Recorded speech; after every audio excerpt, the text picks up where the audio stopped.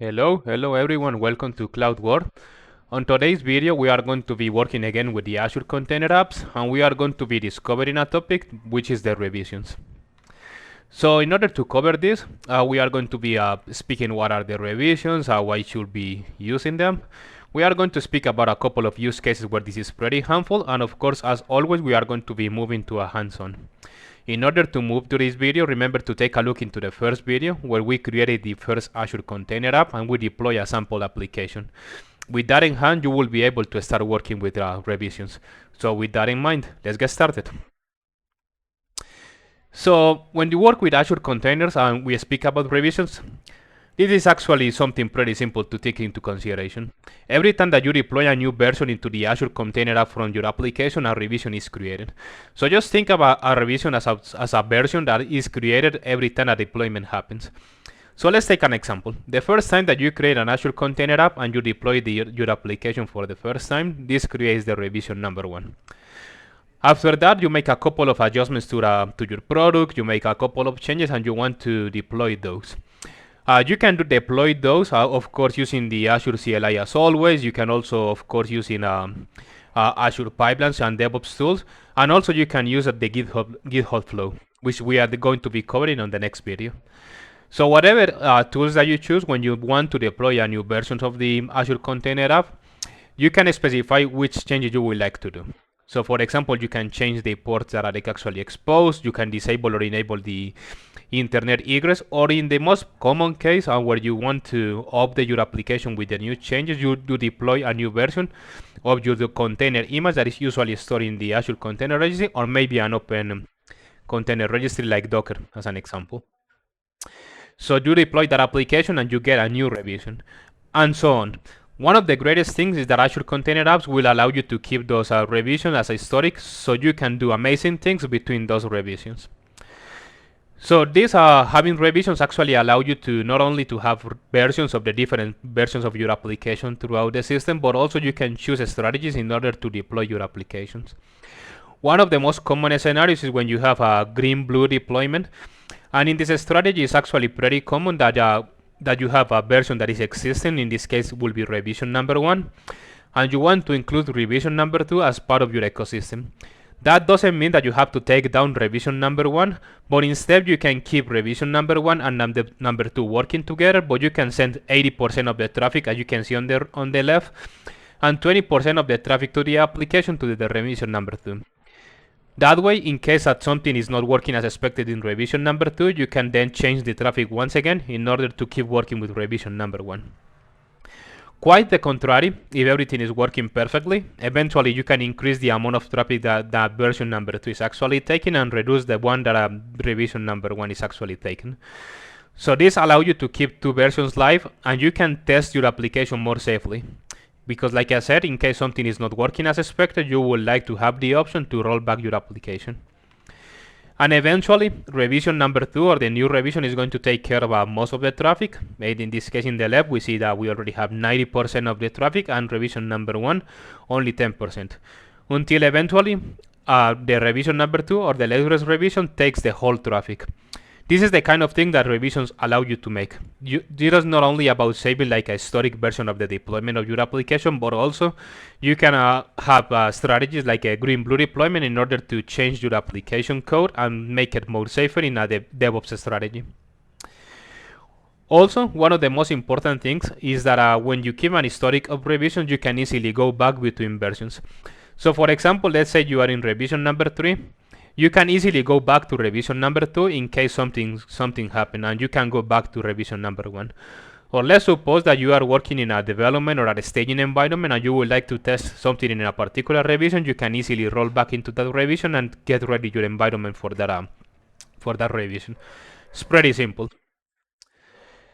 So with that in hand, let's start working with the Azure Container App. So we already have deployed the version number 1 of the image into the web application in the last video. So what we are going to doing today, we are going to be deploying a version number 2. We are going to take a look at a couple of changes. Then we are going to be creating a version number 3. And then we are going to be activating and deactivating the different revisions, so you can see that how easy it is to change the revision. So let's get started. Now if we go to the Azure portal, we will be able to go to our container app, and under the application menu there is a revision and replica menu. In here we are going to be talking about the active revision and the inactive revisions. So this is what we spoke of. The active revision is the revision that is currently serving your application. So this will be this URL as we can see. And this is a very basic application with a header and just a basic text. So if we had any other revision, we will be able to see the inactive revisions. What I want you to take a look is to the existing revision, which is the first one that we created throughout the CLI.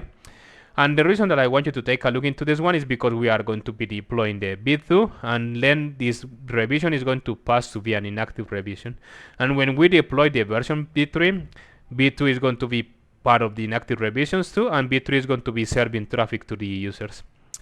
If we go to the Azure Container App, just as a quick reminder, we have Azure Container Apps, and we have the V1 image, which is the one that is creating this container today.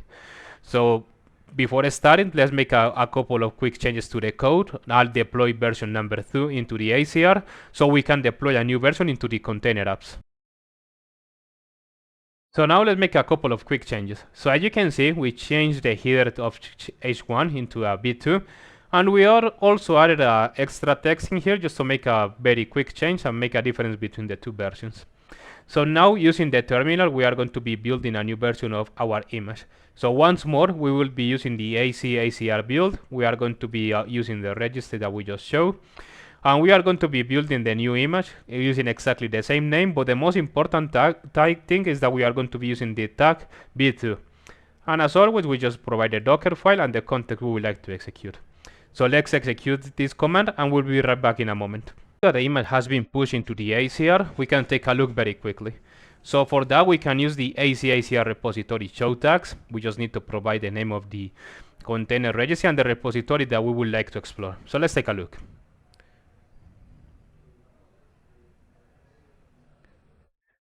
So as you can see, we have the V1 and now we have the V2. But also if we go into the browser very quickly and we take a look into the ACR and we refresh this, we see we already have a V2 in here that just has been created. So what we are going to do right now is we are going to be using this V2 to deploy a new image, a new version of the Azure Container App. So in order to make that deployment, we will be using once more the AC command container app, but in this case we are going to be using the update action. As always, we need to provide the name of the container app that we would like to update, also the resource group as always, and the most important piece is going to be specifying the image that we would like to use. As you can see, we are using the new image v2 from the same Azure Container Registry. And we are going to be using a new parameter as well, the revision suffix, and this case is going to be 2. The revision suffix is going to create a more readable name than the other one that we saw in the Azure portal a moment ago. So if we remember, we have this name with a random couple of characters at the end that were generated by the Azure portal when we created the first version. So let's execute this command so we can deploy a new version into the Azure portal. Now that the command has been created, we have a good result in our side. So let's go back very quickly into the Azure portal. If we take a look and we give a quick refreshing here, we will find something very particular. The old version that we have in the revision is actually being deprovisioning, so this means this version is going to be taken out, and the new v2 is actually being served in our container app. So if we go very quickly into the web application and we do a refresh, we can see we have the new v2 and also the custom message that we are added at the end of the paragraph. So let's do one thing. I'm going to deploy the v3 using exactly the same command, just deploying the v3 image and also deploying the v3 version into the Azure Container App. And after that, we are going to be checking v1, v2, and v3, and we are going to be executing the commands in order to switch between versions pretty easily. Image to the ACR, so let's take a look very quickly. We have the v3, and if we also go to the container app, we can take a look as well. And we have now the v2 being deprovisioning, and the v3 is actually active. Let's take a sneak peek into the inactive revision. Right now, we only have the one that belongs to the, let's call it v1. And v2 is being deprovisioned, so let's wait for a moment. Once that gets deployed, that is going to be sent into the inactive as well. So we take a look into the web application, we have welcome to v3, and the changes have been applied properly. So in order to change versions, this is actually pretty easy to do as well using the CLI. So let's wait for a moment. So now that inactive revision has been set into the V2 has been sent into the inactive revisions, let's go into the terminal and make a very quick change. So we are going to be using the container app under the AC command once more, and we are going to be using the subcommand revision and the subcommand activate. As always, we need to provide the resource group, the name of the revision that we would like to activate, and also the name of the container app that is going to be taking this change. So this command will allow you to easily change between revisions, and also there is a deactivate command which allows you to deactivate a particular revision in case that you have multiple revisions active at the same time. It is important to mention right now that we are seeing the most basic simple version of revisions. Like I said at the beginning of the video, you can keep traffic between different revisions active at the same time, and that is known as multiple revisions. So for now we are working with the most simple one. So let's execute this command. Okay, as you can see, the activation has been successful. So we go into the browser and we refresh very quickly the active revisions. We will see the V3 is being the provision and the V2 is actually being activated. So this might take a couple of seconds depending on the size of your application, but it doesn't take usually too much unless you are running a huge application or there are a lot of requirements behind the application. Of course, this one is pretty small, so it should not take too long. Okay, if we take a look into the browser and we refresh once more, we can see we actually went pretty easily to V2. If we take a look into the inactive revision, you can see we kept an historic between the old V1 and also the V3. So if at any moment I would like to go back into the V3, I can actually use exactly the same command. I just need, of course, to change the name of the revision that I would like to activate. And that will swap everything for us. It's going to disable V2 and enable V3. So let's take a look once more into the Azure portal. So once more, we have the active revision V2 being the provision and the V3 is actually being activated.